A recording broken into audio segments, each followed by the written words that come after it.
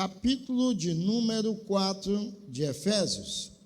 Diz assim: rogo-vos, versículo 1, rogo-vos, porém, eu, o preso do Senhor, que andeis como é digno da vocação em que fostes chamados.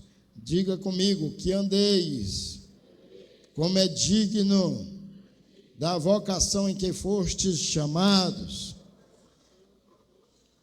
Qual é a vocação que foste chamado? Aí ele diz: com toda a humildade e mansidão, com longanimidade, suportando-vos uns aos outros em amor e procurando guardar a unidade do Espírito pelo vínculo da paz. Versículo de número 17, quem já achou diz amém. E digo isto, e testifico no Senhor, para que não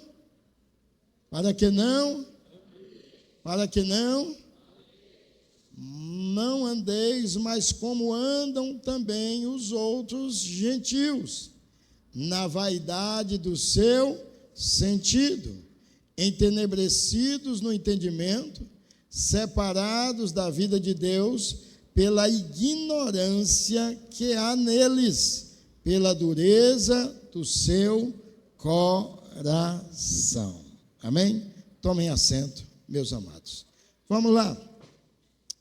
Aqui nós vamos observar capítulo de número 4 e o capítulo de número 5 da carta de Paulo aos Efésios. Paulo escreveu esta carta entre o ano 60 e 63.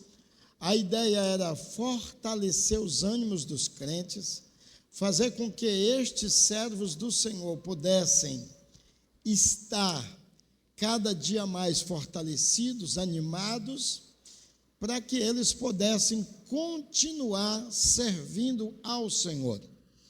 E aí esta igreja que estava em Éfeso, pastoreada por João, pastoreada por Timóteo, pastoreada por grandes líderes, orientada por Paulo, que era nesse tempo que manda essa carta prisioneiro, ele começa a falar sobre andeis, para que andeis. E nós podemos observar no capítulo 4, 2 vezes ele conjuga este verbo andar. Eu ando, tu andas, ele anda, nós andamos, é isso? Eles andam, vós andeis e eles andam, não é isso? Eu acho que está mais ou menos no rumo, né? Agora, quando você conjuga no passado, diz eu andei. Não andava, vai para o gerúndio, né? Isso é prova. Eu andei, né? Tu andaste. Ele andou, nós andamos, né? Vós andastes e eles andaram, né? Eu ainda me lembro disso aí, que eu paguei um preço terrível para aprender essas coisas. Mas ele, Paulo, fala aqui, pelo menos no capítulo 4, 2 vezes. Uma positivamente e a outra negativamente. Mas no capítulo de número 5, ele fala mais 3 vezes. No capítulo de número 5, versículo 2, ele diz: e andai em amor. Nós vamos deixar para a próxima. Versículo de número 8, no capítulo 5, ele diz: porque no outro tempo eram trevas, mas agora sois luz do Senhor. Andai como filho da luz. Para a próxima. E no versículo de número 15, ele vai dizer: portanto, vede prudentemente como andais, não como nércios, mas como sábios. Então, como nós não temos o tempo todo para a gente falar, nós vamos escolher 2 momentos. A primeira, no capítulo de número 4, versículo de número 1, diz assim: eu preso, rogo-vos que andeis como é digno da vocação em que foste chamado. Vocação em que foste chamado. Aqui ele não está falando de ministério, pastor Ananias. Aqui ele está falando, o senhor que é professor, ele está falando do nosso chamado como cristão, como novas criaturas, como pessoas novas que vêm para servir ao Senhor. Ele está falando para uma igreja que um dia deixou o mundo e veio para servir a Deus, e que precisa agora andar na vocação em que fomos chamados. E aí Paulo, ele vai dizer que andeis como é digno.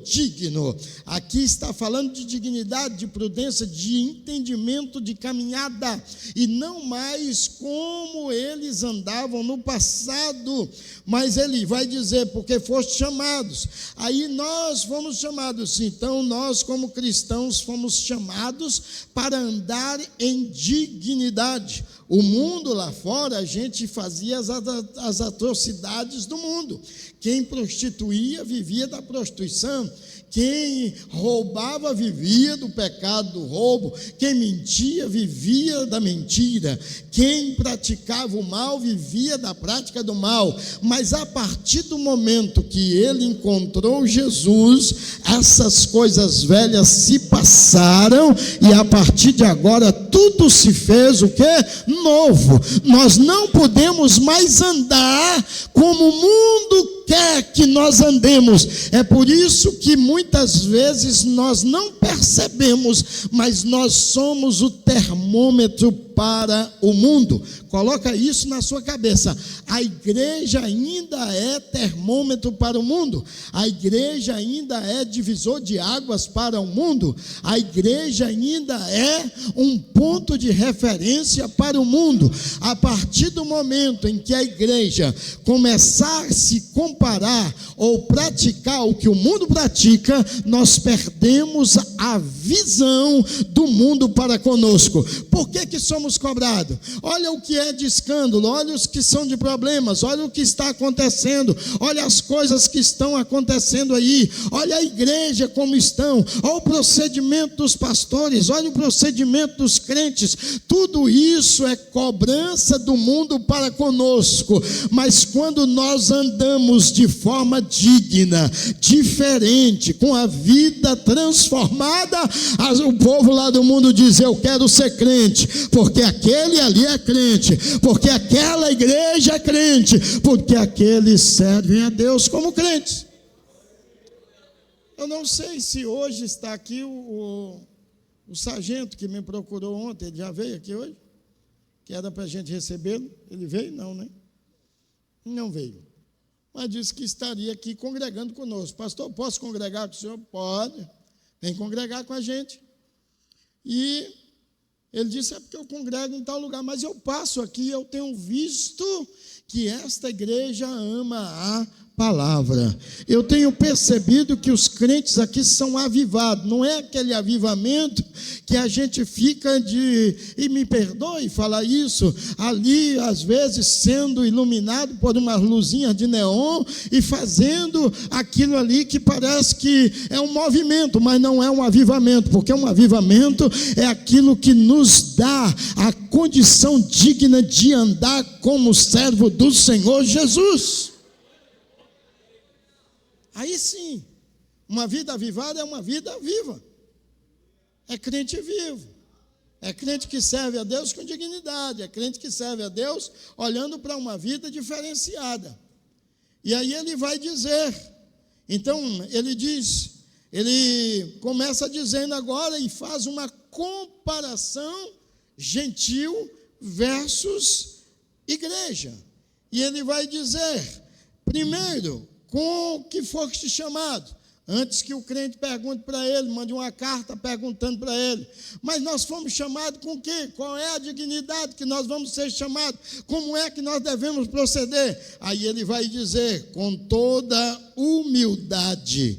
Em primeiro lugar, ele vai dizer que é humildade. Humildade é o antônimo de orgulho, é o sentimento de gratidão. Esta palavra no original, ela vem como terapeofosine, que significa sentimento de gratidão. Eu sou crente e eu sou grato àquele que me chamou das trevas para a luz. Eu não posso mais viver como o mundo vivia, porque na minha vida tem humildade. Tem gente que às vezes não tem humildade. Eu costumo dizer para alguns nos últimos dias e nos dias atuais, que às vezes tem gente que recebe uma profecia, que ele vai ser usado, que vai ser abençoado, ele não espera o tempo de derrubar gigante, ele já começa achando que é o bom.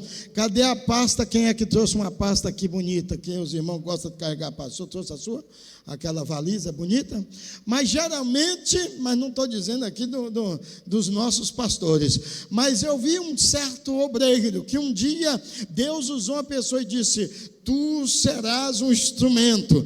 No outro dia ele comprou uma pasta daquela prateada, feita de prata, bonita, botou um sapato daquele bonitão, invernizado, ajeitado, assim, com um bico de ouro, e botou aqui do lado, e começou ele só não sentou na cadeira do pastor presidente, porque o pastor presidente estava nela, mas sentou bem do lado, e disse: porque Deus já me chamou, Deus me orientou. Irmãos, quando Deus chamou Davi, Deus fez questão de dizer para Samuel: Samuel, só vai ungir na hora, só vão comer na hora que Davi chegar. E Samuel disse para o pai de Davi, disse: a mesa nós só vamos assentar na hora que chegar o último.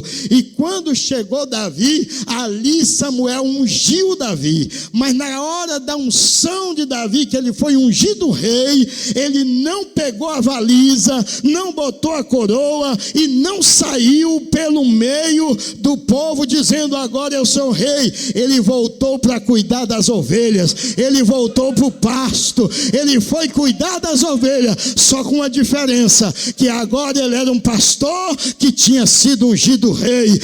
Ei, Deus não quer em nós orgulho, arrogância, ele quer em nós humildade. Humildade.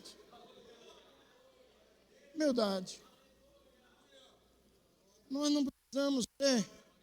Na hora certa Deus vai te entregar. Mas lembre-se que depois da unção ainda tem gigante para você derrubar.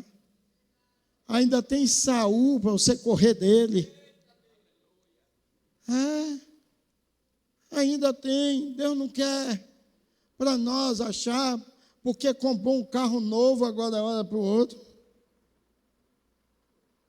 Irmãos, eu não sei se eu já contei isso para os irmãos. 5:22. Mas o fruto do Espírito é amor, gozo, paz, longanimidade, benignidade, bondade, fé, mansidão e temperança. Tem que ter os frutos do Espírito.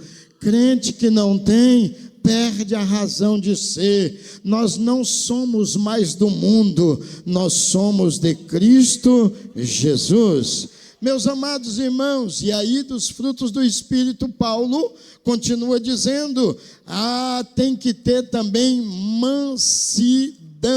Essa palavra mansidão significa moderação, é capacidade de suportar sem irritação. Às vezes nós somos levados a sofrer tantos momentos de irritação, e eu digo para os irmãos: não sou muito manso,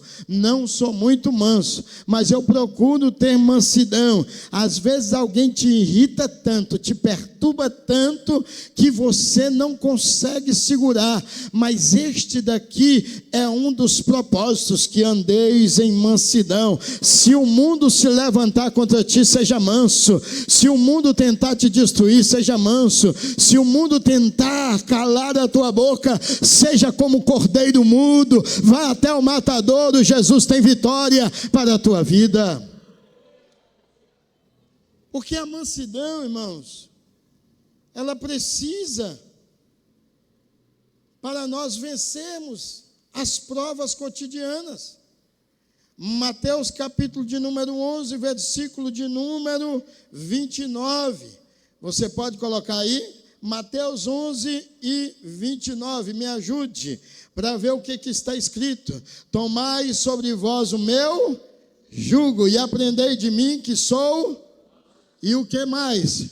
Humilde de coração. A mansidão traz humildade. Crente que é manso, ele tem humildade na sua vida. Crente que é manso, ele vence. Crente que é manso, ele suporta a fadiga do dia a dia e recebe de Deus vitória. Tem algum crente bravo aqui? E os mansos, onde é que estão? Hoje só tem manso, né? Mas na hora de zangar na tua casa, né? Na hora de zangar com o pastor, na hora de falar mal dos outros, e ainda diz assim, se eu falo é na cara. Eu não mando recado, eu falo mesmo. Valentia doida, né? Valentão. Outro dia desse, um mandou um recado. Eu quero ver esse pastor, porque eu vou falar na cara dele. Aí, irmãos, em vez de eu ficar manso também, eu fiquei bravo. Digo, pronto, pois eu quero que você fale.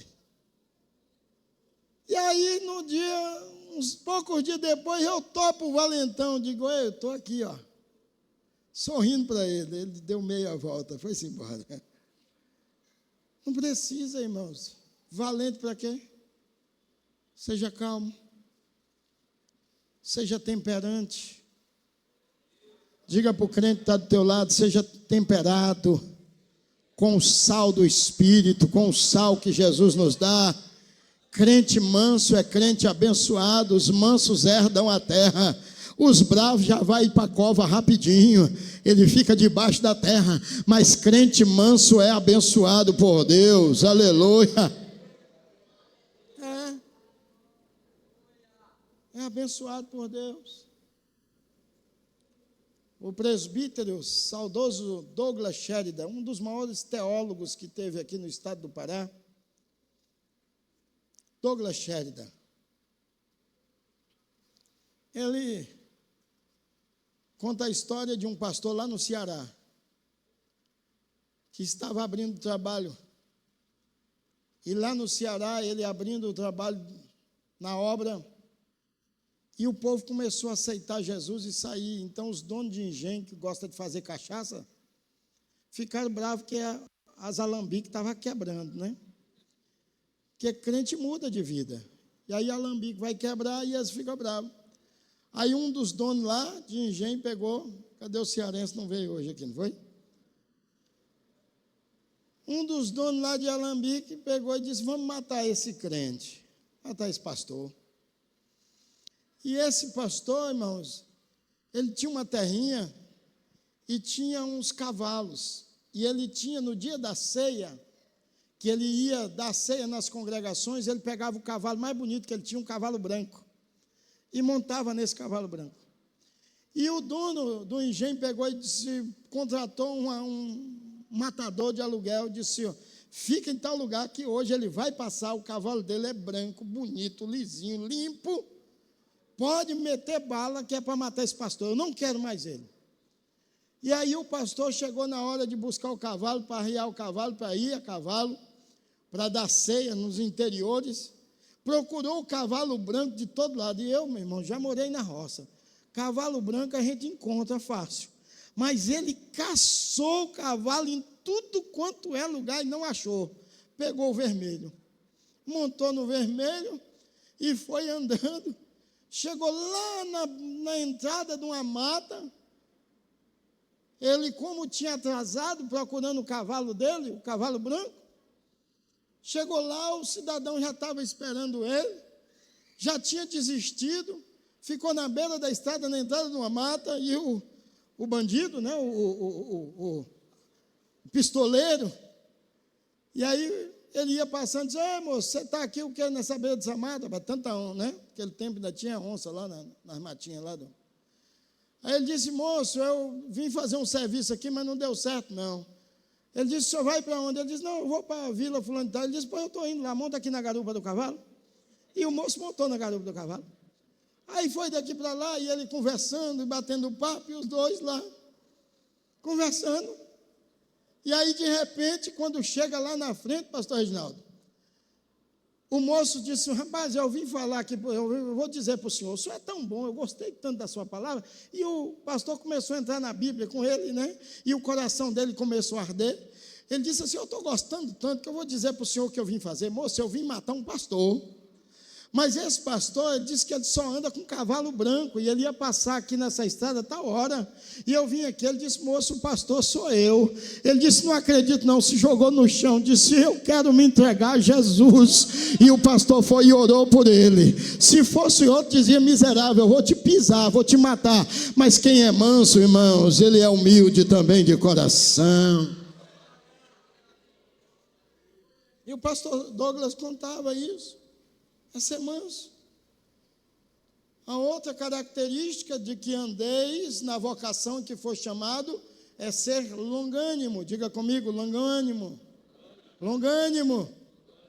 Essa palavra longânimo, irmãos, ela vem do original macrotemia, macro, grande. Então, longo, longânimo, que significa espírito que sabe resistir ao sofrimento. Ao sofrimento. Crente precisa saber resistir o sofrimento. Sábado de manhã eu falei isso. Ontem também numa congregação eu falei alguma coisa desse sentido. Às vezes, uma dor de dente, o crente já começa a espraguejar e dizer: não piso mais na igreja. Porque faltou uma coisa, você já acha que está na hora de você sair. Porque não te deram oportunidade de cantar na igreja, você já acha que não pode mais pertencer à igreja, vai procurar outra. Porque você não está sendo visto, você já quer ir para outro lugar. Deixa eu te falar pelo Espírito Santo de Deus. Enquanto você está passando por prova, Deus está te abençoando, Deus está te moldando, Deus está te revitalizando. Segura um pouquinho. Segura um pouquinho. Porque às vezes, irmãos, nós temos que passar pelo período da prova. Eu acho engraçado que naquela parábola que o Senhor contou para Jeremias sobre o vaso, né? O moço lá que estava fazendo o vaso, o oleiro, ali no processo ele viu que o vaso tinha quebrado na mão do oleiro, mas ele viu que o oleiro era paciente para poder refazer de novo, pastor Clécio. Refazer de novo significa que você tem que ter paciência dobrada, porque quando quebra a primeira vez a gente pensa: não vai dar certo na segunda, porque o vaso não presta. Mas depois que você faz o vaso, você tem que colocar ele lá no canto e esperar o período de cura dele, e ele fica no esquecimento. Talvez você é um vaso que está no esquecimento. Segura um pouquinho, suporta um pouquinho, aguarda um pouquinho, porque o meu Deus vai te levantar na hora certa. É a hora certa.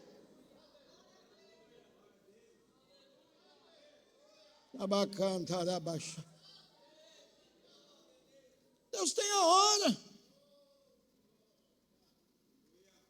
Andar na vocação que foi chamado, isso aqui não é para obreiro, é para a igreja. É saber que o meu nome está escrito no livro da vida e que na hora certa o Senhor vai me chamar, independente do cargo, independente da posição. Eu tenho que estar esperando no Senhor.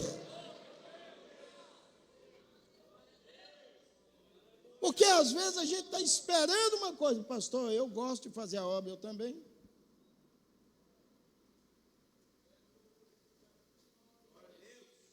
Todos nós fomos chamados, a gente gosta, tem isso aqui, está no coração. É o desejo do nosso coração. Mas tem hora que Jesus diz, fica aqui quietinho, meu filho. Aí você fica. Aguarda um pouquinho. E você aguarda. Tem que resistir no sofrimento. Tem dia que parece que a prova nunca vai passar, mas ela vai passar. Diga isso para o crente que está do teu lado aí. Diga, a prova vai passar. Vai chegar o tempo de você exaltar o Senhor. Mas segura e espera um pouquinho. Está sofrendo, está chorando, está enfrentando luta. Vai acontecer um milagre. Em breve você vai estar contando uma experiência de vida. Alô, Barracho. Pastor, mas não dá. Dá sim. Aguarda.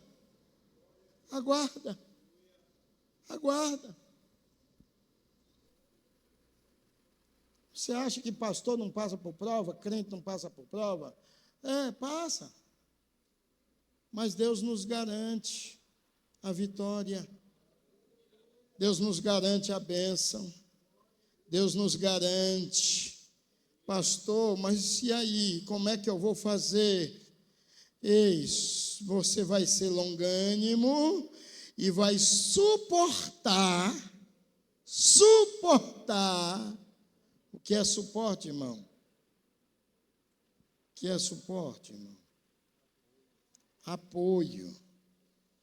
Suportar significa a alçazinha que você vai segurar aqui para carregar. Aguentar o peso. Está pesado, mas suporta um pouquinho mais. Pastor, mas nós vamos suportar o quê? Uns aos outros. Não é todo dia que alguém vai olhar para você com a melhor cara, mas suporta. Não é todo dia que alguém vai sorrir para você, suporta. Não é todo dia que alguém vai querer olhar para você e dizer uma palavra bonita. Às vezes ele vai desfazer de você, falar mal de você, vai inventar coisa de você. Suporta, aguenta, suporta uns aos outros, porque Deus tem vitória para a tua vida. É só entender isso.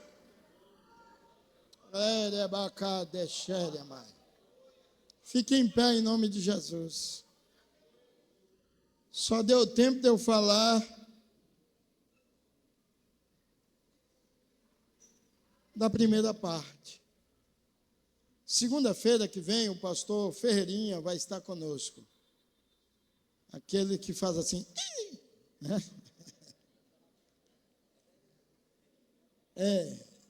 Vocês conhecem ele? Já veio por aqui algumas vezes, né? Ele disse que vai estar aqui conosco segunda-feira. Agora deixa eu dizer uma coisa para você. Suporta uns aos outros. Suporta o teu pastor presidente. Suporta o teu dirigente da congregação. Dê um glória aí, dirigente. Suporta teu pastor de grupo, seu supervisor. Suporta o coordenador, suporta teu marido. Suporta a tua esposa. Suporta, Tem gente que não suporta nem ouvir o outro cantar, suporta. Enquanto você está desdenhando nele, ele está glorificando o nome do Senhor Jesus. Suporta na luta, na prova.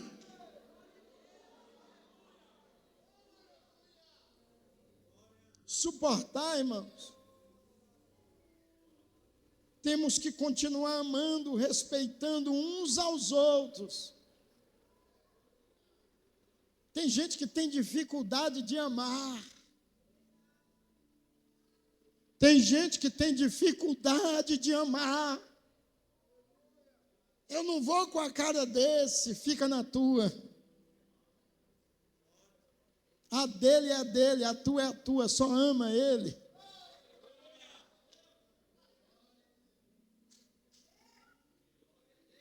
Deus tem o melhor para aqueles que andam, aleluia, na vocação em quem for chamado. Quem um dia entregou a sua vida a Cristo, aqui levanta a sua mão. Pois pronto, a vocação que você foi chamado, ela é diferente do mundo. Lá no mundo, quando a gente não suportava, ia para o tapa, ia para a briga. Aqui na igreja não, a gente vai para o abraço, a gente vai abraçar o outro.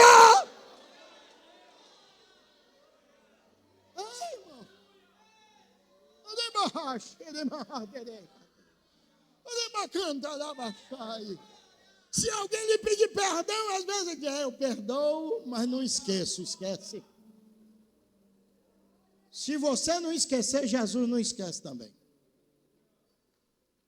Tem gente que chega e diz, me perdoa, meu irmão. Aí você perdoa e diz, mas miserável, na próxima oportunidade eu te mato. Isso é coisa do mundo, na igreja não. Aqui não é lugar de assassino, aqui é lugar de crente salvo. Aqui é lugar de quem tem o sangue de Cristo na vida. Aqui é o lugar de quem tem o sangue da nova esperança. Aqui é o lugar de quem é cheio do Espírito Santo. Aqui é o lugar de quem tem mansidão. Aqui é o lugar de quem tem domínio próprio. Aqui é o lugar daquele que acredita que o Senhor Jesus em breve estará arrebatando a sua igreja. Nós vamos encerrar. Gostaria eu de falar mais um pouquinho, mas não vou falar. Pastor Haroldo dirigiu o culto rapidamente hoje, foi uma bênção. Glória a Jesus. Cada um dos nossos pastores auxiliares são bênçãos de Deus. Eu quero que você saia do teu lugar. Se você quer domínio próprio, corre aqui na frente agora. Talvez você é zangado. Eu também sou. Mas vem para cá. Jesus vai te dar domínio próprio. Se você quiser. Se você quiser ter mansidão, vem para cá. Você que gosta de acertar a panela no seu marido. Agora o marido que fique na sua, não queira acertar a panela na mulher que Maria da Penha pega você. Então, cuidado com esse negócio. Hoje qualquer coisa você vai para o Chilindró. E qualquer coisa, e bater em alguém não é qualquer coisa. É quem não tem Jesus na vida. É, quem não tem Jesus. Então não acerte ninguém, não bate ninguém, não machuque ninguém, não maltrate ninguém, não desrespeite ninguém, não estrague ninguém, porque nós somos semelhantes uns aos outros. Ame quem está do teu lado e Deus vai te abençoar. Tem alguém que está afastado da casa do Senhor aí? Tem alguém?